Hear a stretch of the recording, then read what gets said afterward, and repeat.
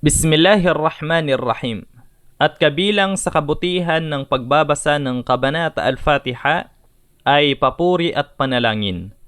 Ayon kay Abu Hurairah, malugod si Allah sa kanya, nakarinig ako sa sugo ni Allah sallallahu alaihi wasallam na nagsasabi. Nagsabi si Allah, hinati ko ang sala sa pagitan ko at ng lingkod ko sa dalawang kalahati. At ukol sa lingkod ko ang hinihiling niya.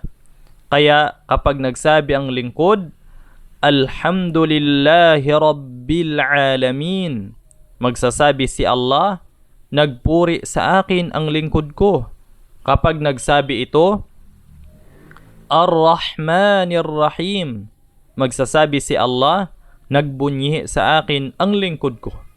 Kapag nagsabi ito, Maliki Yawmiddin, magsasabi siya, nagparingal sa akin ang lingkod ko.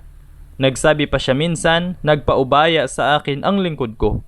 Kapag naman nagsabi ito, Iyyaka na'budu wa iyyaka nasta'in, magsasabi siya, ito ay sa pagitan ko at ng lingkod ko, at ukol sa lingkod ko ang hinihiling niya.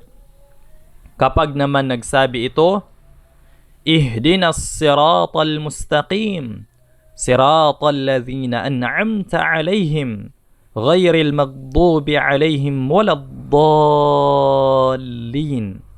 Magsasabi siya, ito ay ukol sa lingkod ko at ukol sa lingkod ko ang hinihiling niya. Isinalaysay ni Imam Muslim.